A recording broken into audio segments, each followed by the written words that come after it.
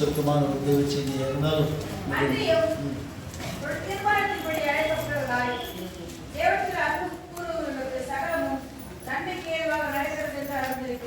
இந்த வசனத்தை பேசும்போது என்கிட்ட பேசுகிறேன் நான் ஒரே நினைச்சேன். ஆனால் செய்திக்குள்ளே போகும்போது தான் விசேஷித்த காரியங்களை கர்த்தர் அடைக்கிறார்.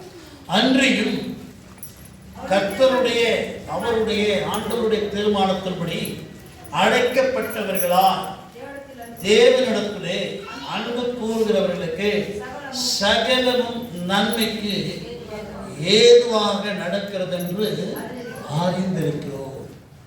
எல்லாருக்கும் தெரிஞ்ச வசனம். இந்த வசனம் ஒரு நிறைய நேரம் நம்ம ஆறுதலாக சொல்லி இந்த வசனத்தை சொல்லி நம்ம கனப்படுத்தி கொள்கிறோம்.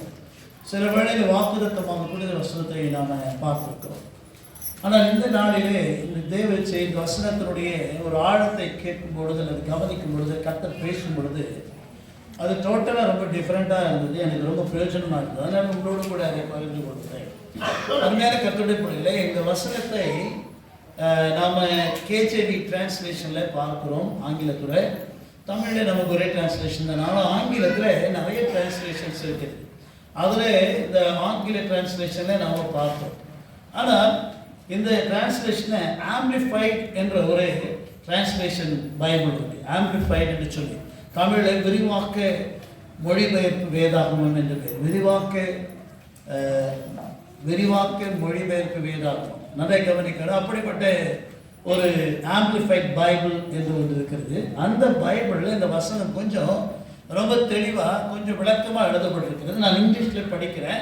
முடிஞ்சால் நீங்கள் இங்கிலீஷில் நான் சொல்கிறேன், எழுதி கொள்ளுங்க. ஏன்னா அதில் தான் இப்போ தேவ செய்தியை பார்க்க போகிறோம். இந்த வசனத்தினுடைய ஒரு எழுதிருக்கு. தமிழில் சொல்ல நீங்கள் அதை குறித்து கொள்ளுங்க. கர்த்தர் அந்த வசனத்தினுடைய நம்மோடு பேசுவாராங்க. நல்லா கவனிக்க. ஆம்பிளிஃபைட் என்ற பைபிள் ஒரு வேளை உங்களுக்கு நீங்கள் இங்கே பார்க்க வேண்டாம். ஒரு வேளை நீங்கள் இப்போ அந்த ஆம்பிளிஃபைட் பைபிள் என்று சொல்லி நீங்கள் இதில் பார்த்தீங்கன்னா கூகுளில் போய் பார்த்தீங்கன்னா அந்த பைபிள் வந்துடும். அந்த பைபிளில் போட்டு ரோமர் 8:28 போட்டிங்கன்னா இந்த வேர்டு நான் சொல்கிற வேர்டிங்ஸ் அப்படியே ஆங்கிலத்தில் வரும். தமிழ் கிடையாது, ஆங்கிலத்தில் வரும். அதை நான் சொல்கிறேன், நான் படிக்கிறேன், நீங்கள் கொஞ்சம் கேளுங்க. நல்லா கவனிங்க. இதே ரோமர் 8:28 இங்கிலீஷில் கவனிச்சிடுங்க. நல்லா கவனிங்க. வி ஆர் அதில் வந்து கேஜேவியில் இப்படி இருக்கு. கேஜேவியில் and we know that all things work together for good to them that love God, to them who are the called according to his purpose. This is KJV translation. But amplified எப்படி எழுதப்பட்டிருக்கிறது, கொஞ்சம் விரிவாக எழுதப்பட்டிருக்கிறது. நான் சொல்கிறேன் பாருங்க, நல்ல கவனிங்க. அதை வேணுமானவோடு குறிச்சிடுங்க. We are assured and know that God being a partner in their labor, all things work together and are fitting into a plan for God to our far those who love God and are called according to his design and purpose. இது ஆங்கிலத்தில் விரிவாக்க மொழியில் கொடுக்கப்பட்ட ஆங்கில வார்த்தைகள். தமிழில் சொல்ற பாருங்க, அதே வார்த்தை தமிழில் டிரான்ஸ்லேட் பண்ணி நான் சொல்றேன். நாம் தேவனோடு பங்காளர்களாக இருக்கின்றபடினால் நாம் தேவன் மேல் அன்பு வைத்து நாம் நிச்சயமாய் உறுதியோடு இருக்கிறது என்னவென்றால் நடக்கின்ற காரியங்கள் நன்மைகள் எல்லாம் நல்ல கவனிக்க எல்லாம் தேவன் திட்டப்படின திட்டத்தை முழுமையாய் நிறைவேற்றுவதற்காகவே அவருடைய டிசைன் வரைபடத்தின்படியும் அவருடைய பர்பஸ் அவருடைய நோக்கத்தின்படியும் எல்லாம் நம்முடைய வாழ்க்கையில் முழுவதுமாய் நடைபெறுகின்றன என்று சொல்லி தமிழில் டிரான்ஸ்லேட் பண்ணப்பட்டு அதை சொல்லியிருக்கேன். அருமையான கர்த்தருடைய பிள்ளைகளே, நம்ம டிரான்ஸ்லேஷன் கேஜேவி நம்ம வைத்திருக்கிற பைபிளுடைய டிரான்ஸ்லேஷனும் விரிவாக்க மொழி டிரான்ஸ்லேஷனும் கொஞ்சம் அதில் விளக்கமாக சொல்லப்பட்டிருக்கிறதை பார்க்க முடியும். நான் உங்களுக்கு இந்த நம்ம படிக்கிற இந்த வார்த்தையிலிருந்து சொல்லப்படுவது பார்ப்போமானால் இந்த வசனத்தில் 5 காரியங்களை தெளிவாக சொல்லப்பட்டிருக்கிறார். நான் இதிலே கொஞ்சம் விளக்கிட்டு அதுக்கு பிறகு அதனுடைய ஆழத்துக்குள்ளே கடந்து போகிறேன். நல்ல அன்பியும் அவருடைய தீர்மானத்தின்படி நல்ல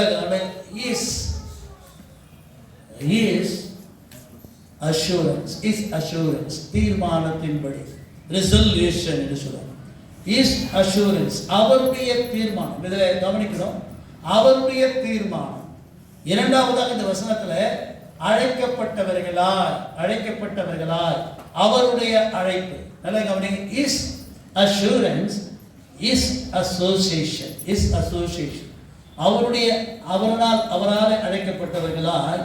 நல்ல கவனிக்க. மூன்றாவது சொல்றார் தேவனிடத்தில் அன்பு கூறுகிறவர்கள். தேவனிடத்தில் அன்பு கூறுகிறவர்கள் என்று சொல்லும் பொழுது அவர் லவ். நல்ல கவனிக்க. Is assurance, is association. Is assurance வந்து அவருடைய தீர்மானம், இஸ் அசோசியேஷன் வந்து அவரால் அழைக்கப்பட்டவர்கள். மூன்றாவது நாம பற்றி சொல்றார். என்ன சொல்றாரு? தேவனிடத்துல அன்பு. அவர் லவ், அவர் லவ். இங்க இஸ் லவ் இல்ல, யார் லவ்? அவர் லவ் சொல்றார். நான்காவது சொல்றது சகல நன்மை, சகல நன்மை. நல்ல கவனிக்க. சகல நன்மை. நான்காவது சகல நன்மை என்று சொல்கிறார். இஸ் அஸ்டானிஷ்மென்ட், இஸ் அஸ்டானிஷ்மென்ட், சகல நன்மை. ஐந்தாவதாக சொல்கிறார் நன்மைக்கு மாத்திரம். நன்மைகள் எப்படி நடக்கிறதா? எக்ஸாக்டா நடக்கிறதா? எக்ஸாக்டா அதுக்கு ஏதுவாக என்ன செய்கிறதா? எல்லாம் நடக்கிறது என்றால் இட் இஸ் நிறைவேறுகிறது என்று அர்த்தம். இஸ் அட்டைன்மெண்ட் நடக்கிறது. நல்லா கவனிங்க. நான் 5 காரியத்தை சொன்னேன். His assurance, his associations, our affection. whose love, our affection. நான்காவது is astonishment. ஐந்தாவது is astonishment என்றால் அவருடைய நன்மை. is attainment என்றால் அவருடைய நிறைவேற்று. நல்லா கவனிக்கணும். இந்த 4 நடுவில் 4க்கு நடுவில் ஒரு நடுவில் மாத்திரம் டிஃப்ரெண்டாக வருது. கவனிச்சு பார்த்தீங்களா இந்த வசனத்தில்? அவருடைய தீர்மானம், அவருடைய அழைப்பு, அவருடைய நன்மை, அவருடைய நிறைவேறு. நடுவில் என்ன வருது? நம்முடைய. இந்த வாக்கு தத்துவம் நிறைவேறணும்னா நாம அன்புள்ளவர்களாக இருக்கணும். யார் இடத்துல? தேவனிடத்தில் அன்புள்ளவர்களாக இருக்கும். அதுதான் இங்கே அழகாக சொல்லப்பட்டிருக்கு. அவர் அஃபெக்ஷன். அஃபெக்ஷன் என்ற பாசம். லவ்க்கு இன்னொரு வார்த்தை அஃபெக்ஷன் என்று சொல்லுவாங்க. நல்லா கவனிக்கணும். அஃபெக்ஷன் பாசம் நிறைந்தவர்களாக இருக்கணும், அன்பு நிறைந்தவர்களாக இருக்கணும். முதல்ல அந்த வார்த்தையை விளக்கினா தான் உங்களுக்கு அந்த மேலே கீழே இருக்கிற ஆசீர்வாதம் உங்களுக்கு புரியும். நல்லா கவனிக்கணும். நல்லா கவனிக்க. இதை விளக்கணும்னு சொன்னால் நீங்கள் ஈஸியாக இதை விளக்கத்துக்கு பதிலாக நான் சுருக்கமாக ஒரு காரியத்தை சொல்கிறேன். அந்த காரியத்தை நீங்கள் பார்த்தீங்கன்னா ஈஸியாக வழங்கிடும். நல்லா கவனிக்கணும். இஸ் அஃபெக்ஷன் அல்ல, ஹூஸ் அஃபெக்ஷன்? அவர் அஃபெக்ஷன். அன்பு யாருங்க? கர்த்தருடைய அன்பா? இந்த வசனத்துல தான் கேட்கிறேன். சத்தமா சொல்லுங்க. நம்முடைய அன்பு மாறாமல், அவருடைய அன்பு மாறாது. அவர் எப்பவுமே தேவனை காட் ஆல்ரெடி நீங்க நான் சொல்ல முடியல. காட் இஸ் இல்லை, அதே நம்மளுக்கு அவர் அன்புள்ளவர் தான். நீங்கள் நான் தான் மாறுவோம். ஆனால் பட் நாம அன்புள்ளவர்களாக இருக்கும். நாம் அன்புள்ளவங்களாக இருந்தால் நல்ல கவனிங்க. நாம் அன்புள்ளவங்க தான் ஒன்னொன்றுக்கு ஒழுங்காச்சு. நாம் அன்பில்லாதவர்களாக இருந்தால் ஒன்றுமே செய்ய மாட்டோம். ஆகவே கர்த்தர் அன்புள்ளவர். வசனத்தை எழுதும்போது ரொம்ப தெளிவாக எழுதுகிறார். அப்போஸ்தலனாகிய பவுல் எழுதும்போது தெளிவாக எழுதுகிறார். இந்த வசனத்தை எழுதும்போது சொல்றாரு, அவருடைய தீர்மானம், அவருடைய அழைப்பு, அவருடைய நன்மை, அவருடைய நிறைவேறு. ஆனால் நான் என்ன பண்ணுறேன்? What I am doing? என்னுடைய அன்பை நான் யார் மேலே செலுத்தணும். அந்த வசனத்தை அழகாக எழுதுகிறார். நடுவில் அவர் வார்த்தை கொண்டு வர்றாரு. It is not Islam. Islam is அப்படியே இருக்குது. இஸ்லாம் இஸ் ஸ்டாண்டர்ட் ஒன். அது மாறாது. அவர் அன்புள்ள சொல்றார், நான் நேற்றும் இன்றும். நேற்றும் மாறினவர்கள் நான் தான், இன்றும் மாறுகிறவர்கள் நான் தான், நாளைக்கு மாறப்போகிறவர்கள் நான் தான். அதான் சொல்றார் அவர் லவ். நம்முடைய அன்பு எப்படி இருக்கிறது என்பதை டெஸ்ட் பண்ணி பார்க்கணும். இதற்கு நல்லா கவனிங்க. இதற்கு ஒரே ஒரு மனிதனுடைய வாழ்க்கை நமக்கு பிரயோஜனமாக இருக்கும். யாருடைய வாழ்க்கை என்றால் யோசேப்புடைய வாழ்க்கை. நான் அந்த புது டிரான்ஸ்லேஷன் சொல்லும் பொழுது அந்த டிரான்ஸ்லேஷன் அழகாக விளக்கி இருக்கிறாங்க. தேவனிடத்தில் அன்பு கூறுகிறவர்களா? யாரிடத்தில் அன்பு கூறுகிறவர்களா இருக்கும்? தேவனிடத்தில் அன்பு கூறுகிறவர்களா இருந்தால்தான் his assurance will get, his association will get, his astonishment will get is attained. அவருடைய தீர்மானம் நடைபெறும், அவருடைய தீர்மானம் நம்முடைய வாழ்க்கையில் இருக்கும், அவருடைய அழைப்பு நமக்கு கிடைக்கும், அவருடைய சொல்லுங்க பிரமிக்கத்தக்க அஸ்டானிஷ்மென்ட் என்றால் பிரமிக்கத்தக்க ஆசீர்வாதம் கிடைக்கும். நம்முடைய அன்பர்களிடத்தில் இருந்தால் தான் எல்லாம் நிறைவேறும் என்பதுதான் அந்த வசனத்துடைய ஆழமான கருத்து. அருமையான கர்த்தருடைய பிள்ளைகளே, இதற்கு நாம யோசேப்புடைய வாழ்க்கையை பார்க்கணும். யோசேப்புடைய வாழ்க்கையை பார்த்தா கொஞ்சம் புரியும். நல்லா கவனிங்க. யோசேப்புடைய வாழ்க்கையை நாம பார்க்கணும். ஆதியாகமத்தின் புஸ்தகத்தில் 37ஆம் அதிகாரம் இருக்குதுங்க. அதில் 2 வசனம் வாசிக்க நான் சுருக்கமாக போகிறேன். Genesis chapter 37 verse 13 and verse 15. நல்லா கவனிங்க. நல்லா கவனிங்க. அப்பொழுது நல்லா கவனிங்க. இஸ்ரவேல் யாக்கோபு என்றவர் தன் மகனாகிய யோசேப்பை நோக்கி, உன் சகோதரர் சீகேமிலே ஆடு மேய்க்கிறார்கள் அல்லவா, உன்னை அவர்களிடத்தில் அனுப்ப போகிறேன், வா என்றார். அவன் இதோ போகிறேன் என்றார். சரி, 15 வாசி.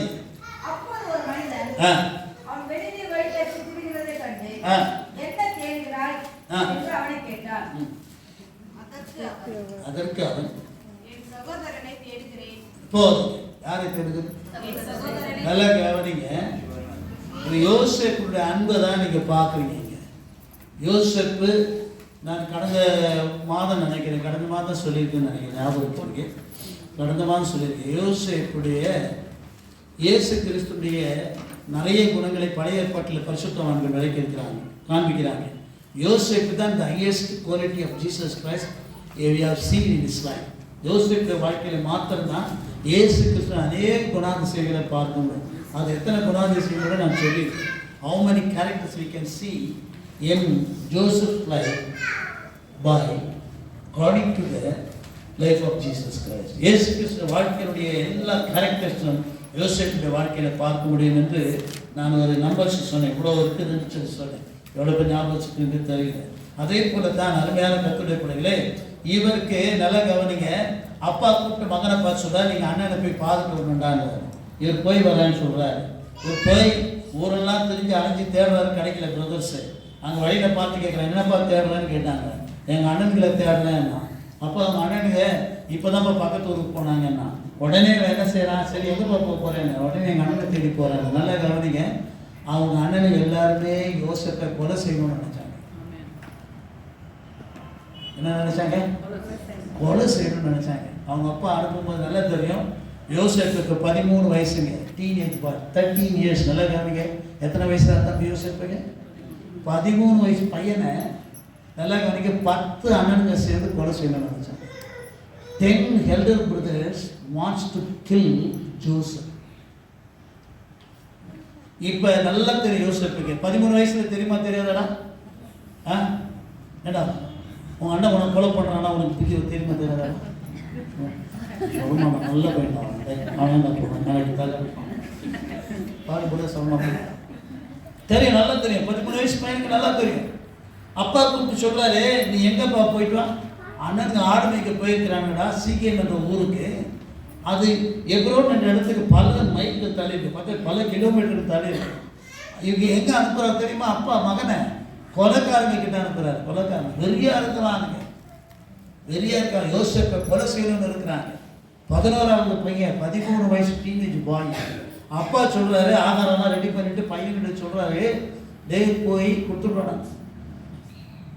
இப்போ நம்ம பசங்க போவானுங்களா? டேய் அண்ணா இருக்கிறான்டா போடணும். நீ போ, அவன் ஏற்கனவே கொலவெறியில் சுற்றினுவான். கொலவெறின்னு பாட்டு பாடுங்க இருக்குவாங்க. அவன் அப்படி சொன்ன என்ன பண்ணிவிடுவான்? கண்ணாடி போடணுமா? ஜாஷுவா போக மாட்டான், சேஷாங்க தேடி அந்த மாதிரி போக மாட்டான். இவர் என்ன தெரியும்? ஸோ அப்பா கேட்குறாரு, யோசேப்பே போய் அண்ணங்களை பார்க்கணும், உடனே போய் வரணும்னு சொல்ல. இதோ நான் என்ன நீங்கள் இங்கே யோசித்து பாருங்க. யோசிப்புக்குள்ள என்ன இருந்தது? என்ன இருந்தது யோசிப்பு? அது ஃபிசிக்கலாக உண்டாகிற அன்பு இல்லை. It is produced by the flesh. It's not produced by the flesh. நீங்க பிசிக்கலா நினைச்சீங்கன்னா உண்மையில நம்மளால அன்பு கூறவே முடியாது.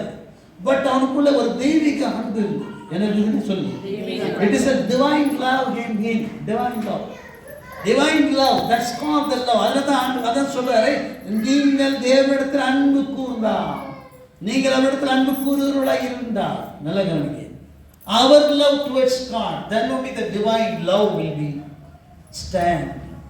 be stagnant in our hearts.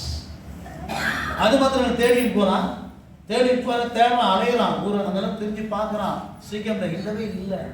அப்பா நல்லதாச்சார், அண்ணனுக்கு ஒருத்தோட பழக்காரன் ஒருத்த கூட கிடைக்கல. நம்ம இப்போ அப்பா கிட்ட வீட்டில் போய் திரும்பி போய் தான் சொல்லிடலாம், அப்பா போனப்பா தேவைன்னா அவங்க அங்கே அந்த ஊரில் இல்லை, திரும்பி வந்துட்டோம். சொல்லாமல் சொல்லக்கூடாதுங்க, சொல்லாமல் சொல்ல தப்பிச்சுக்கலாம். ரீசன் இருந்துச்சா இல்லையா?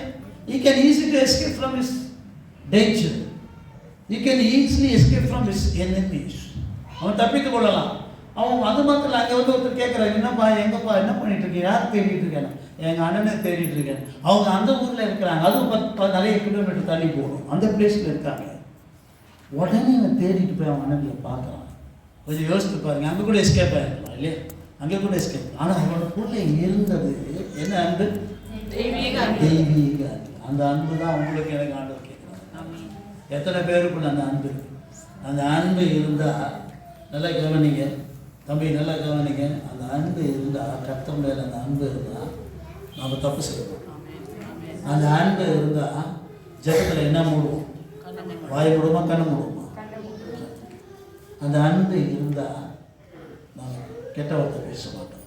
அந்த தெய்வீக அன்பு இருந்தால் சத்துருக்களை கூட நம்ம என்ன செய்வோம், நேசிப்போம். நம்ம இந்த டிசம்பர் மாதம் நமக்கு நல்ல அருமையான ஆப்பர்ச்சுனிட்டி, நல்ல வாய்ப்பு கொடுத்துருக்காங்க. சத்துருவுக்கு கூட பிரியாணி கொடுக்குற வாய்ப்பு நம்ம கொடுத்துருக்காங்க. இந்த மாதம் என்ன பிரியாணி, மட்டன் பிரியாணி இல்லை, எந்த பிரியாணியாலும் இந்த பிரியாணிக்கு இப்போ என்ன பேர் தெரியுமா? இந்த மாதம் கிறிஸ்மஸ் பிரியாணி. இல்லை என்ன பிரியாணி தெரியுமா? கிறிஸ்மஸ் பிரியாணி. என்ன பிரியாணி? மட்டன் பிரியாணி. சாப்பிட்டு இருந்தா நல்ல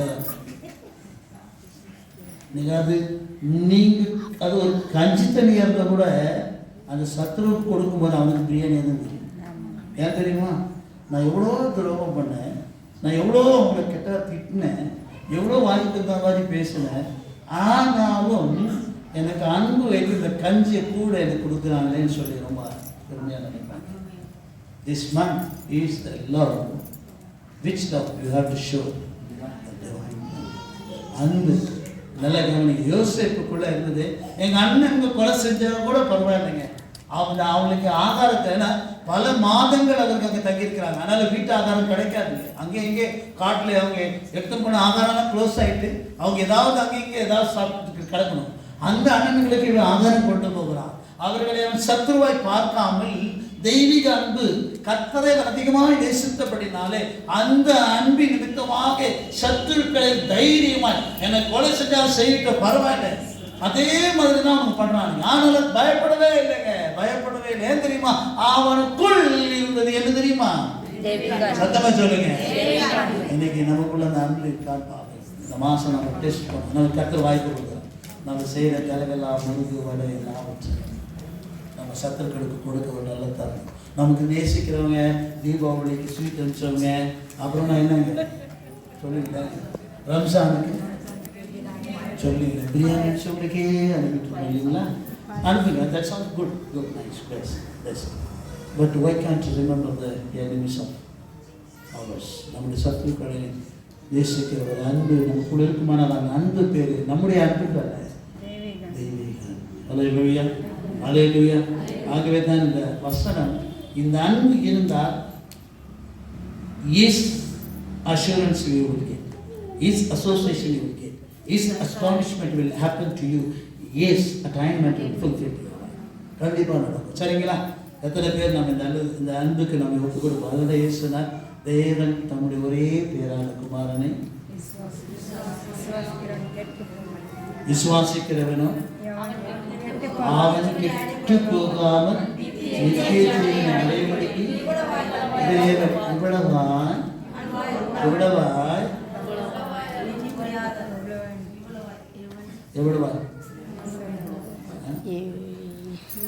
என் ஸ்டைல் தெரியும். இவ்வளவாய் என்று யார் மேலே தெரியும்? இவ்வளவாய் என்று கூறுங்க. ஆண்டவர் மேலே, ஏமாத்துறவங்க மேலே, 9 மணிக்கு ஆராதனை பண்ணுறவங்க மேலே, பாட்டு படம் உட்காந்துக்கிறவங்க மேலே, ஜெபம் பண்ணாமல் ஆண்டவர் ஏமாத்துறவங்க மேலே, சோதரம் பண்ண வாயை மூடுறவங்க மேலே ஏவளவாய் பாட்டே பண்ண வாயே தரத்து பண்ண ஸ்தோத்திரம் பண்ண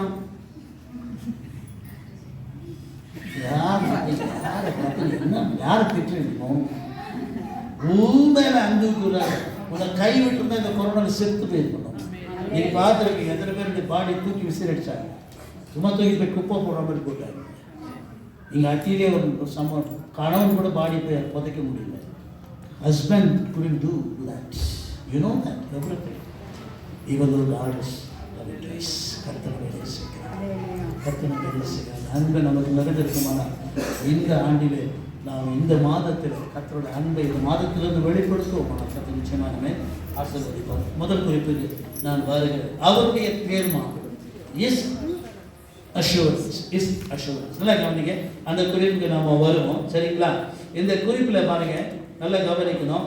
அந்த தீர்மானம் என்று சொல்லுகிறது, நல்லா கவனிக்க, தீர்மானம் என்று சொல்லுகிறது அந்த ஆம்பிளிஃபைடு வார்த்தையில் எப்படி கொடுக்குறதுன்னா, assure and know all things work for good. நல்லா கவனிங்க. நமக்கு இருக்கிற ஒரு தீர்மானம் என்னவென்றால், நம்முடைய வாழ்க்கையில் எது நடந்தாலும் அது எதற்காக நடக்கிறதா? நன்மைக்காக.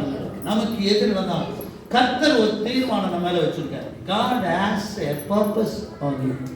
கர்த்தர் ஒரு அஷூரன்ஸ் மேல ஒரு நம்பிக்கை வச்சிருக்காரு. நல்லா கவனிங்க.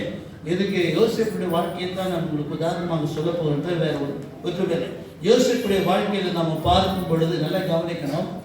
யோசேப்புடைய வாழ்க்கையில நம்ம என்ன பார்க்கிறோம் என்றால், அவனுக்குள்ளே ஒரு தீர்மானத்தை கர்த்தர் வைத்திருந்தார். God is having a assurance for you. உனக்காக ஒரு தீர்மானம் உனக்குள்ளே வைத்திருக்கிறார். இப்போ யோசேப்புடைய வாழ்க்கையில நாம் வாசிக்கும் பொழுது கவனிங்க. அதே ஆதியாகமம் 37ஆம் அதிகாரம் 7-8 வசனங்களையும் 7-10 வசனங்களை 11 வசனங்களை நீங்கள் வாசிங்க. அருமையான காரியத்தை நம்ம பார்க்க முடிகிறது. வாசிங்க.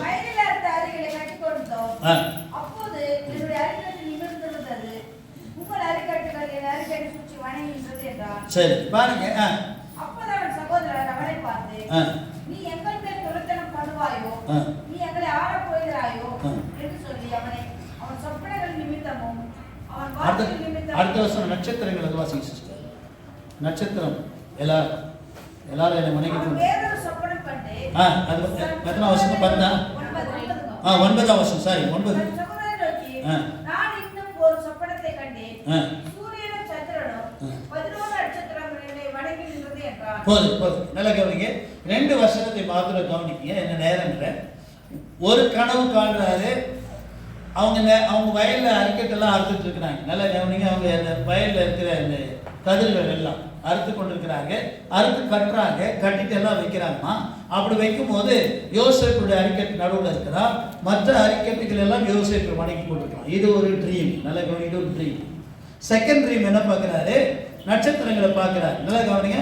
யோசேப்பு என்ற நட்சத்திரம் இருக்கிறது. 12 நட்சத்திரங்கள் இந்த நட்சத்திரத்தை வணங்குகிறது. அதில் அப்பா அம்மாவும் சேர்ந்து வணங்குகிறாங்க. 2வது சொல்றாரு. நல்லா கவனிங்க. 2 ட்ரீமை சொல்றாரு. இந்த 2 ட்ரீமு வெரி இம்பார்ட்டன்ட். யோசேப்புடைய வாழ்க்கையில எத்தனை வயசு தெரியுமா? யோசேப்புக்கு அந்த ட்ரீம் பார்க்கும்போது எத்தனை வயசு தெரியுமா? நல்லா கவனிங்க. எத்தனை வயசு தெரியுமா? 12 வயசு. அவனுக்கு ஒரு 12 வயசு. டீனேஜ் கூட வரல. 12 இயர்ஸில் பார்க்குறான். 12 இயர்ஸில் பார்த்து சொல்கிறான், நான் என்னை எல்லாரும் நீங்கள்லாம் வணங்குறதா நான் கனவு கண்டேன் அப்படின்னு சொன்னான். நல்லா கவனிங்க. கனவு கண்டேன். இதாங்க கர்த்தருடைய தீர்மானம். நம்ம பற்றி நல்லா கவனிங்க. இங்கே வந்திருக்க இந்த கால வேளையில் இந்த டிசம்பர் மாதம் முதல் வாரத்தில் இருக்கிறவங்க நல்லா கவனிங்க. உங்களை பற்றி கர்த்தர் எடுக்கிற ஒரு தீர்மானம் பாருங்க. இது நல்ல கனவா கெட்ட கனவா? நான் கேட்கிறேன். யோசேப்பை பொறுத்தவரையில் இது நல்ல கனவா கெட்ட கனவா? நல்ல கனவு. சத்தமா சொல்லுங்க. நல்ல கனவு. நல்ல கனவு. யோசேப்புக்கு ஆசீர்வாதத்தை கொடுக்கிற கனவு. இது நிறைவேறுமா நிறைவேறாது தெரியாது. நான் கேட்குறேன், நமக்கெல்லாம் எத்தனையோ கனவு வந்துருக்குது. எப்போ நமக்கு பாருங்க, நம்ம கேட்டிங்கன்னா இப்போ எல்லாரும் நம்ம சாட்சி சொல்லணும்னா, நமக்கு வந்து கனவை பற்றி ஒரு சாட்சி சொல்லணும்னா, நான் பார்த்த கனவுலையே நல்லது பார்த்ததை விட நான் செத்துடுற மாதிரியும் கொலை பண்ணுற மாதிரியும் யாரோ தொத்தினா வர மாதிரியும் பேய் பிடிச்ச மாதிரியும் எனக்கு எல்லாரும் நான் வந்து அப்படியே ஒரு மாதிரி ஆகிட்ட மாதிரியும் அந்த மாதிரியெல்லாம் கனவு தாங்க என்ன பண்ணேன் நிறைய பார்த்தேங்கன்னு சொல்லுவேன். அதுதான் சாட்சி சொல்லுவேன். நல்ல கனவு பார்த்தேன்னு சொல்கிறதுக்கு நமக்கு ஒன்று கூட ஞாபகம் இல்லை, ஒன்று கூட ஞாபகம் இல்லை. நம்ம பார்த்த கனவுங்கள்லாம் பாருங்கள், கனவு பார்த்துட்டு மிரண்டு எழுந்திரிச்சு நம்ம எழுந்திரிச்சு உட்காந்து இல்லாமல் பக்கத்தில் எல்லாரும் தட்டி எழுதிருக்கோம். நம்ம பார்க்குற கனவு யோசேப்புக்கு எத்தனை கனவுகள் வந்திருக்கலாம், இல்லைன்னு சொல்லுங்கள். ஆனால் ஸ்பெசிஃபிக்காக இந்த கனவை பற்றி மாத்திரம்தான் வேதம் தெளிவாக சொல்லுகிறது. இந்த கனவுல என்ன தெரிகிறது என்றால், கர்த்தருடைய தீர்மானம் ஒன்று யோசேப்புடைய வாழ்க்கையில் இருந்தது. God is having a நல்ல கவனிங்க assurance for his life. It is a resolution for his life. It is a purpose for his life. அவருடைய வாழ்க்கையில் ஒரு தீர்மானம். நீங்கள் என்ன அப்படிதான் ஆண்டவரை ஏற்றுக்கொண்ட பிறகு நல்ல கவனிங்க, கர்த்தர் தெரிந்து கொண்ட பிறகு ஆண்டவரை ஏற்றுக்கொண்ட பிறகு எல்லாம் கர்த்தருடைய வாழ்க்கையில் என்ன இருக்குதுங்க சொல்லுங்க, ஒரு தீர்மானம். அது யாருடைய தீர்மானம் தெரியுமா? அந்த தீர்மானம் கெட்டது இல்லை. என்னதுங்க? அது ஆசீர்வாதமான தீர்மானம். ஒருவேளை நம்ம அதை கனவுல பார்க்கலனாலும் நமக்கு நிறைய நேரம் ஆண்டவர் நம்மோடு பேசியிருப்பார். ஒருவேளை ஜெபிக்கும் போது பேசியிருப்பார், வேதம் வாசிக்கும் போது பேசியிருப்பார், பிரசங்க கேட்கும் போது பேசியிருப்பார். சில நேரங்களில் பாருங்க, நம்ம சோர்ந்து போய் இருக்கிற நேரத்தில் திடீர்னு ஒரு உற்சாகத்தை கொடுத்து நமக்கு ஒரு அற்புதத்தை செய்வார். பணம் கிடைக்கலையே நினைச்சிருப்போம், திடீர்னு பார்த்தா பணம் எப்படி வரும், நண்பர்களும் சந்திப்பார். அந்த மாதிரி நேரங்கள் ஐயோ ஆண்டவர் இப்போ பாருங்க, அந்த மாதிரி நேரங்கள்லாம் நமக்கு ஆண்டவரோட உதவி செய்வார். நம்ம பாருங்க, சில வேளையில் நம்ம வந்து கொரோனா வைரஸ் டெஸ்ட் பண்ண போவோம். டெஸ்ட் பண்ண போகுது கர்த்தருடைய பெரிய கிருபையினால அம்மா என்ன பண்ணாமா நல்லது, பாசிட்டிவா நெகட்டிவா பயமா இருக்கும். உங்களுக்கு எது சொல்லணுமோ தெரிய மாட்டேங்குது. எதுமா வரும்? நெகட்டிவ் வரும். நம்ம போகும்போதே பயம், ஆண்டவரே கூட ஆண்டவரே பாசிட்டிவ் நெகட்டிவ் ஜோமுனிலே போகும் பாருங்களேன். அதுக்கேற்ற மாதிரியே அங்கே டெஸ்ட் பண்ண நெகட்டிவ்னு சொல்லிட்டாங்க. எப்படி இருக்கும் தெரியுமா? ஆண்டவர் யார் கூட இருக்கிறாருங்க, இந்த காலம் என் மாதிரி அன்பு வச்சிருக்கிறாரு, எனக்கு இருக்கக்கூடாதுன்னு நினைச்சு ஆண்டவர் என்ன பண்ணுறேன். அப்படிதான் நான் ஒரு முறை போனேன். திடீர்னு நாங்கள் ஃப்ளைட்டுக்கு டிக்கெட் புக் பண்ணோம். மெட்ராஸில் 3 மாதம் மாட்டிக்கினேன், கொரோனா வைரஸில் மாட்டிக்கினேன், 3 months மாட்டிக்கினேன். அப்புறம் என் மருமகன் என்ன பண்ணார், அப்பா நான் ஃப்ளைட் விட்டுருக்காங்கப்பா, நான் டிக்கெட் பண்ணுறேன். முதல் முறை பண்ணார், முதல் முறை ஃபெயிலியர் ஆகிடுச்சு. 2வது முறை பண்ணார். எங்கே இருந்தேன்னா அப்போ வந்து முதல் ஃப்ளைட் விட்டுருந்தது சென்னை டு மேங்களூர் விட்டுருந்தாங்க. வேறு எங்கேயும் இல்லை, பெங்களூர் கூட இல்லை, சென்னை டு மேங்களூர். அப்பா நீங்கள் மேங்களூரில் வந்திருக்கேன், இங்கேருந்து நான் உங்களை காரில் கொண்டு வேறுட்டேன். என் சனியில் நல்ல அருமையான ஒரு மருமகனை கற்றுக் கொடுத்தேன். நான் சொன்ன பண்ணிட்டு பண்ணிட்டான் உடனே அவன் என்ன கேட்டான் தெரியுமா, நீங்கள் ஸ்வாப் டெஸ்ட் பண்ணால் தான் அவங்கள வந்து உங்களை வந்து ஏர்போர்ட்லேயே உள்ள போயிட்டேன். அந்த ரிப்போர்ட் எடுத்து பண்ணிட்டான். ரிப்போர்ட் எடுத்து வரணும்னு சொல்லிட்டாங்க. என்ன பண்ணுறது ஒன்றும் தெரியல. அது டெஸ்ட்டு எப்படி பண்ணுவாங்க கூட எனக்கு தெரியாது. முன்ன பின்ன பார்த்து பார்த்தாலும் சொல்லு கட்ட நமக்கு தெரியும் சொல்லி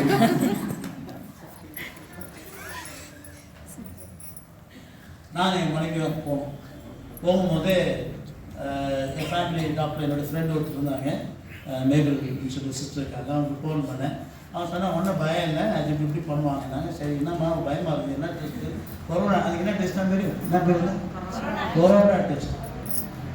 அதெல்லாம் கவனிக்கு போனோம் பண்ணோம். நாங்கள் 2 பேரும் கொடுத்துட்டு நாளைக்கு வந்து பாருங்கன்னான். சரின்னு போயிட்டு எல்லாம் கவனிக்க போனோம். டெஸ்ட் பண்ணாட்டெல்லாம் போய் நிற்கிறோம். டெஸ்ட்டு கொடுத்த உடனே என்ன பண்ணுறது தெரியல. அவங்களுக்கு நல்லா வந்துச்சு, எனக்கு வந்து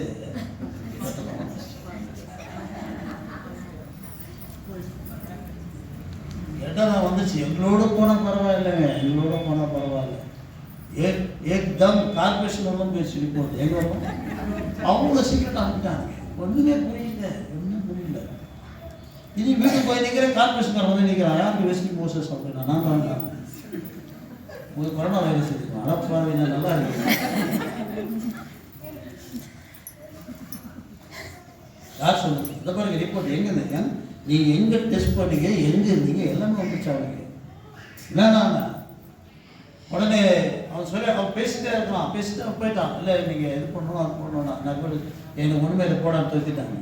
உடனே கன்சல்ட் டாக்டர்கிட்ட கன்சல்ட் பண்ணேன். உடனே அவங்க சொன்னாங்க ஜிஹெச் போங்க, ஜிஹெச்சில் அந்த டாக்டர் இருப்பாங்க, அவங்ககிட்ட போய் நீங்கள் கேளுங்க. அவங்க வந்து உங்களுக்கு ரிப்போர்ட் பண்ணுவாங்க, ரிப்போர்ட் கொடுப்பாங்க கரெக்டாக இல்லை. நேராக போனால் அவங்கள வெயிட் பண்ண அவங்க சொன்னாங்க டெஸ்ட் பண்ணி உங்கள் ஒய்ஃபுக்கு அவங்க கேட்டாங்க உங்களுக்கு எப்படி வந்துச்சு டிஸ்ட் நேரத்தில் வர நாங்கள் ஒன்றும் பயப்படாதீங்க போகணும்னு சொன்னாங்க. அவங்க டெஸ்ட் பண்ணப்போ ஒன்றுமே இல்லை. எல்லாம் அவங்க டெஸ்ட் பண்ணாங்க. அந்த டாக்டர் கவர்மெண்ட் டாக்டர் டெஸ்ட் பண்ணாங்க, ஒன்றுமே இல்லை.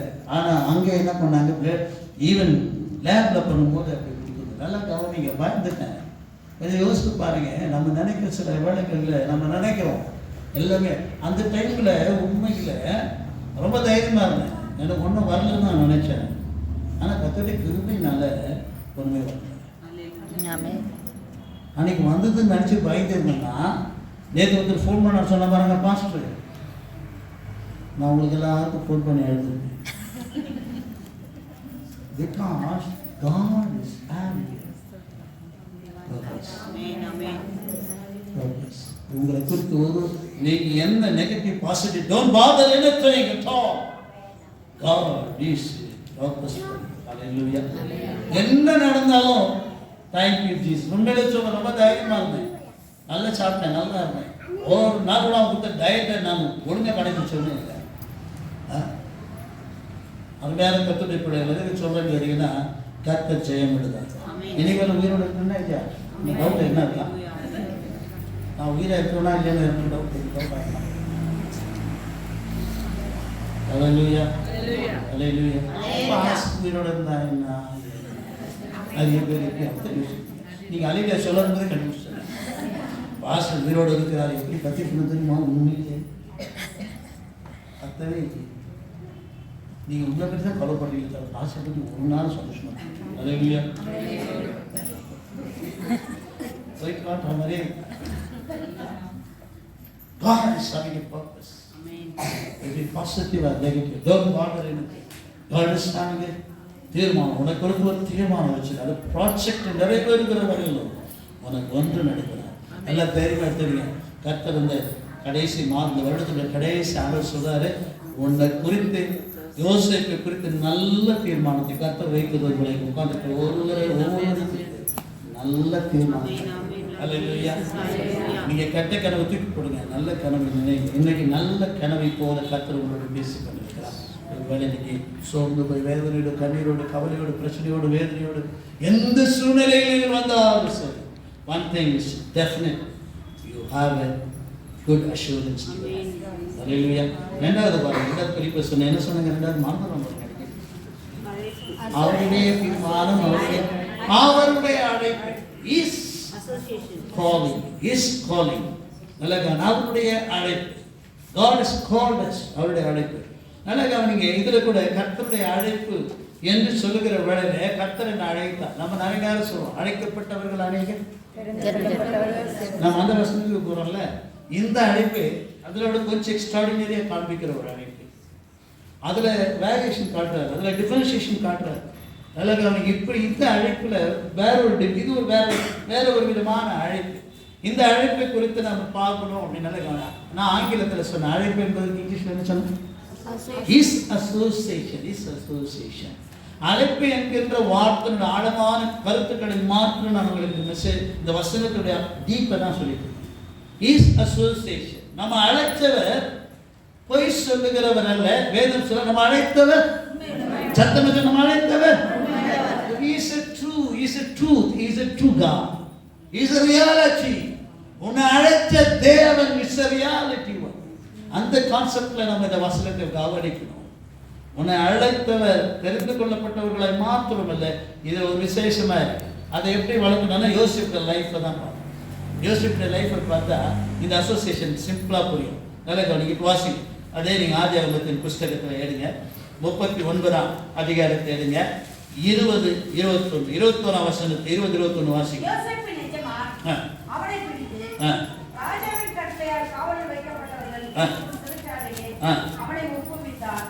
அந்த சிறைச்சாலையில் அவன் இருந்தான். கர்த்தரோ யோசேப்போடு இருந்து அவனை திருட வைத்து போதும். சரிங்க, நேரம் அதனால சுத்தமாக நீங்க வீட்டில் குறிச்சிங்க, வீட்டுக்கு வாசிங்க. பாருங்க, யோசேப்பு இப்போ எகிப்தில் மாட்டிட்டாரு. எகிப்தில் மாட்டின பிறகு யோசேப்பை எங்கே போட்டாங்களாம்? சிறைச்சாலையில் போட்டாங்க. சிறைச்சாலையில் போட்ட பிறகு என்ன என்ன தெரியுமா ஆகுது? கர்த்தரு